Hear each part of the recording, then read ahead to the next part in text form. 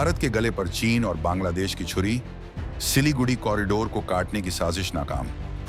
22 kilometre के chicken neck पर खड़ा हुआ भारत का फौलादी किला 3 मिलिट्री बेस से कांपा बांग्लादेश।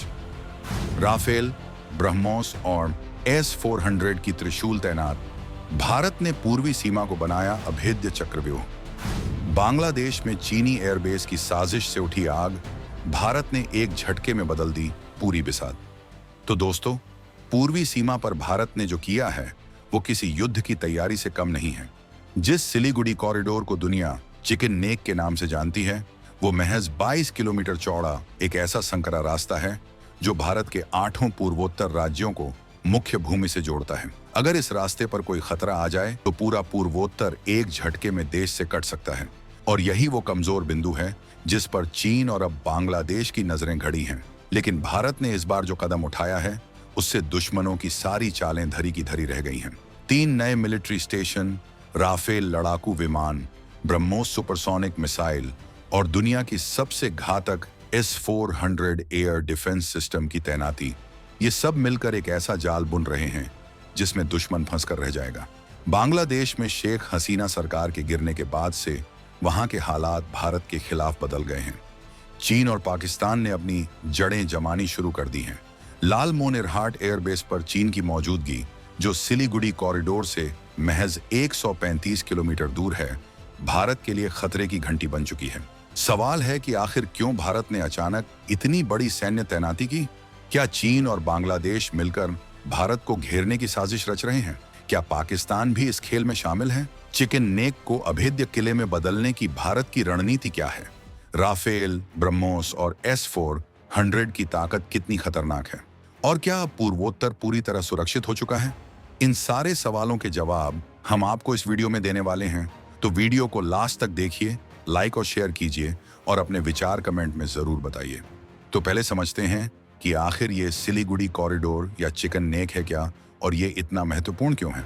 सिलीगुड़ी कॉरिडोर पश्चिम बंगाल में स्थित एक संकरा गलियारा है जो कुछ जगहों पर सिर्फ 22 किलोमीटर चौड़ा है। इसके एक तरफ बांग्लादेश की सीमा है और दूसरी तरफ नेपाल। यही वो संकरा रास्ता है जो अरुणाचल प्रदेश, असम, मणिपुर, मेघालय, मिजोरम, नागालैंड, सिक्किम और त्रिपुरा जैसे 8 पूर्वोत्तर राज्यों को भारत की मुख्य भूमि से जोड़ता है। अगर किसी दुश्मन देश ने इस 22 किलोमीटर चौड़ा रास्ता को काट दिया तो भारत की मुख्य भूमि से 8 पूर्वोत्तर राज्यों का संपर्क टूट जाएगा। तो पूरा पूर्वोत्तर एक द्वीप की तरह अलग थलग हो जाएगा। वहां सैन्य सामान पहुंचाना, व्यापार चलाना, यहां तक कि आम आवाजाही भी रुक जाएगी। यही कारण है कि इसे भारत की सबसे संवेदनशील रणनीतिक जगहों में से एक माना जाता है। चीन हमेशा से इस कमजोर बिंदु पर नजर रखे हुए हैं। 1962 के युद्ध के बाद से चीन की रणनीति रही है कि वो भारत के पूर्वोत्तर को मुख्य भूमि से काटने की कोशिश करे, और अब बांग्लादेश में हालात बदलने के बाद चीन को एक नया मौका मिल गया है। बांग्लादेश में मोहम्मद यूनुस के नेतृत्व वाली अंतरिम सरकार चीन और पाकिस्तान के करीब आ रही है और भारत से दूरी बना रही है। बांग्लादेश चीन से $2.2 अरब में J-10C फाइटर जेट खरीदने जा रहा है और ड्रोन बनाने में भी चीन से सहयोग ले रहा है। पाकिस्तान ने भी बांग्लादेश को JF-17 block C thunder jet की पेशकश की है। इन सब घटनाओं ने भारत के सुरक्षा तंत्र में खतरे की घंटी बजा दी है। सबसे बड़ी चिंता की बात लालमोनिरहाट एयरबेस को लेकर है। ये द्वितीय विश्व युद्ध के समय का एक पुराना एयरबेस है जो बांग्लादेश के उत्तरी हिस्से में भारतीय सीमा से महज 15 से 20 किलोमीटर की दूरी पर स्थित है। इस एयरबेस की खासियत यह है कि यह सिलीगुड़ी कॉरिडोर से सिर्फ 135 किलोमीटर दूर है। खुफिया सूत्रों के मुताबिक चीन इस एयरबेस को फिर से सक्रिय करने और अपने सैन्य उपकरण तैनात करने की योजना बना रहा है। अगर चीन यहां अपना सैन्य अड्डा बना लेता है तो वो भारत के सैन्य प्रतिष्ठानों, सैनिकों की आवाजाही और महत्वपूर्ण बुनियादी ढांचे पर हवाई निगरानी आसानी से कर सकता है। युद्ध की स्थिति में भले ही चीनी लड़ाकू विमान सीधे यहां से ऑपरेशन न करें, लेकिन ये एक खुफिया केंद्र के रूप में काम कर सकता है। यहां से चीन अपने कर्मियों, उपकरण या खुफिया संपत्तियों की आवाजाही आसानी से कर सकता है।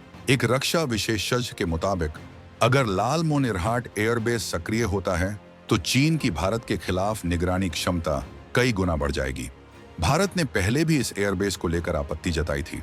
जब बांग्लादेश वायुसेना ने यहां अपना हेडक्वार्टर बनाने की योजना बनाई थी तो भारत ने विरोध किया था, क्योंकि टेक ऑफ और लैंडिंग के दौरान बांग्लादेशी विमानों को भारतीय एयरस्पेस का इस्तेमाल करना पड़ता था। उसके बाद हेडक्वार्टर को ढाका शिफ्ट कर दिया गया था। लेकिन अब फिर से इस एयरबेस पर हलचल बढ़ी है और चीन की भूमिका साफ दिख रही है। इन सभी खतरों को देखते हुए भारत ने अब तक की सबसे बड़ी सैन्य तैनाती शुरू कर दी है। सबसे पहला कदम है 3 नए मिलिट्री स्टेशनों की स्थापना। पहला स्टेशन असम के धुबरी के पास लाचित बोरफुकन मिलिट्री स्टेशन के नाम से बनाया जा रहा है। दूसरा फॉरवर्ड बेस बिहार के किशनगंज में स्थापित किया जा रहा है और तीसरा और सबसे अहम बेस पश्चिम बंगाल के चोपड़ा में बनाया जा रहा है, जो बांग्लादेश की सीमा से महज 1 किलोमीटर की दूरी पर है। ये तीनों बेस पहले से मौजूद छोटे सैन्य ठिकाने थे, लेकिन अब इन्हें पूरी तरह से फुल स्केल मिलिट्री स्टेशन में बदला जा रहा है। यहाँ पर rapid deployment force, para special forces, intelligence unit और हाईटेक सर्विलांस उपकरण तैनात किए जा रहे हैं। ये बेस सिर्फ सैन्य अड्डे नहीं, बल्कि रणनीतिक नोड हैं जो किसी भी विपरीत परिस्थिति में सिलीगुड़ी कॉरिडोर की सुरक्षा सुनिश्चित करेंगे।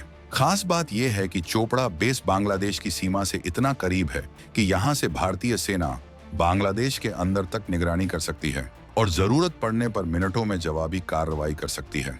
लेकिन सिर्फ मिलिट्री स्टेशन ही नहीं, भारत ने अपने सबसे घातक हथियारों की तैनाती भी शुरू कर दी है। सबसे पहले बात करते हैं राफेल लड़ाकू विमानों की। राफेल दुनिया के सबसे आधुनिक और घातक मल्टी रोल फाइटर जेट में से एक है। ये जेट हवा से हवा में मार करने वाली मिसाइल, हवा से जमीन पर सटीक निशाना लगाने वाली बम और इलेक्ट्रॉनिक वॉरफेयर की क्षमता रखता है। भारत ने राफेल को हाशिमारा एयरबेस पर तैनात किया है, जो सिलीगुड़ी कॉरिडोर के बिल्कुल नजदीक है। इसके अलावा बागडोगरा एयरबेस को भी पूरी तरह तैयार रखा गया है। राफेल की मौजूदगी का मतलब है कि अगर कोई दुश्मन विमान भारतीय एयर स्पेस में घुसने की कोशिश करता है तो उसे मिनटों में मार गिराया जा सकता है। अब बात करते हैं ब्रह्मोस सुपरसोनिक क्रूज मिसाइल की। ब्रह्मोस भारत और रूस की संयुक्त परियोजना है और ये दुनिया की सबसे तेज क्रूज मिसाइल है। इसकी रफ्तार ध्वनि की गति से लगभग 3 गुना यानी मैक 2.8 है। ये मिसाइल 300 से 500 किलोमीटर की रेंज में किसी भी जमीनी या समुद्री लक्ष्य को सटीक निशाना बना सकती है। ब्रह्मोस को इतनी तेज गति से छोड़ा जाता है कि दुश्मन के एयर डिफेंस सिस्टम को उसे रोकने का मौका ही नहीं मिलता। भारत ने सिलीगुड़ी कॉरिडोर के पास ब्रह्मोस रेजिमेंट तैनात कर दी है। इसका मतलब है कि अगर बांग्लादेश या चीन की तरफ से कोई खतरा आता है तो भारत सेकंडों में जवाबी हमला कर सकता है। और अब बात करते हैं सबसे घातक हथियार S-400 की। S-400 ट्रायम्फ रूस की बनाई हुई दुनिया की सबसे advanced long range air defence system है।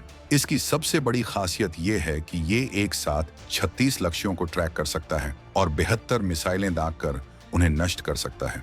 इसकी रेंज 400 किलोमीटर से भी ज्यादा है, यानी ये दुश्मन के विमान को उसके अपने इलाके में ही मार गिरा सकता है। S-400 लड़ाकू विमान, ड्रोन, क्रूज मिसाइल और बैलिस्टिक मिसाइल सबको मार गिराने की क्षमता रखता है।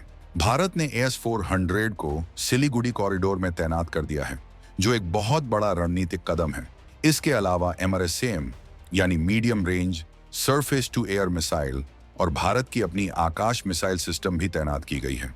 इन तीनों को मिलाकर एक ऐसा एयर डिफेंस शील्ड बनाया गया है जो लंबी, मध्यम और छोटी रेंज के सभी खतरों से निपट सकता है। इसका मतलब है कि चिकन नेक के ऊपर अब एक अभेद्य छतरी तैयार हो चुकी है। लेकिन सिर्फ हथियार ही नहीं, भारत ने अपनी निगरानी व्यवस्था को भी बेहद मजबूत किया है। सीमा पर अब ड्रोन निगरानी, network, digital watch tower, rapid response units और उन्नत सर्विलांस सिस्टम लगाए गए हैं।